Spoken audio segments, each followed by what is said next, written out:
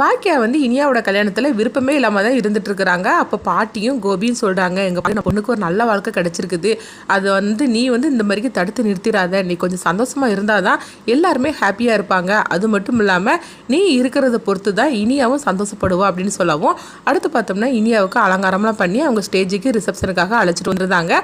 அப்போ பாக்கியாட்ட வந்து இனியா சொல்கிறாங்க, அம்மா உனக்கு இந்த கல்யாணத்தில் விருப்பம் இல்லைன்னு எனக்கு தெரியுமா, அதனால் வந்து நான் சொல்கிறத கேளுங்க, அதாவது ரெஸ்டாரண்ட்டு எழுதி வாங்குறதுக்காக தான் அவர் இந்த மாதிரிலாம் பண்ணிட்டு இருக்கிறாரு, எனக்கு இந்த கல்யாணம் வேண்டாமா, இது தேவைதானே அப்படின்னு சொல்லி கேட்கவும், அப்போ பாக்கியா சொல்கிறாங்க, என்ன இனியா இந்த மாதிரிலாம் பேசிகிட்டு இருக்கிற, நீ அதை பற்றிலாம் ஒன்றும் கவலைப்படாத, நல்ல மாதிரி இந்த கல்யாணம் நடக்கணும், உனக்காக நான் எதையும் நான் செய்ய தயாராக இருக்கிறேம்மா, அதனால நீ கவலைப்படாத அப்படின்னு சொல்லிட்டு இருக்கிறாங்க.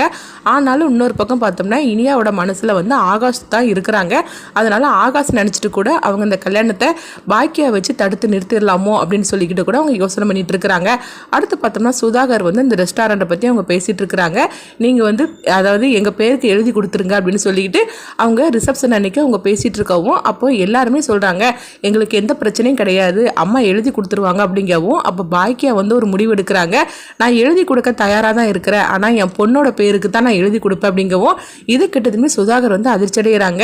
என்னதான் பண்ணினாலும் சரி தான், அந்த பாக்கியா வந்து எவ்வளோ தெளிவாக இருந்துட்டு இருக்கிறாங்க, அவங்கள ஏமாற்றவே முடியலையே, எப்படியாவது ரெஸ்டாரண்ட்டை நம்ம பேருக்கு எழுதி வாங்கிடலாம்னு நினச்சோம், ஆனால் இனியாவோட பேருக்கு தான் எழுதி கொடுப்பேன்னு சொல்லிட்டாங்க, சரி இப்போதைக்கு அப்படியே இருக்கட்டும், ஒன்றும் பண்ண வேண்டாம் அப்படின்னு சொல்லிட்டு நினைக்கிறாங்க. சரி நம்ம இப்போ அக்ரிமெண்ட்டில் வந்து சைன் பண்ணிடலாமா அப்படின்னு சொல்லவும், உடனே வந்து அவங்க கோபி சொல்கிறாங்க, என்ன சம்மந்தி அக்ரிமெண்ட்டெல்லாம் வந்து எழுத போகிறீங்க, இப்போ அதுக்கெல்லாம் அவசியமானு சொல்லி கேட்கும் போது, அப்போ பாக்கியா சொல்கிறாங்க, ஆமாம் அக்ரிமெண்ட்டில் நம்ம கையெழுத்து போட்டுடலாம் அப்படிங்கிறாங்க. இது கிட்டதுமே கோபி செலியன் அதுக்கப்புறமா எல்லாருமே அதிர்ச்சி அடைகிறாங்க.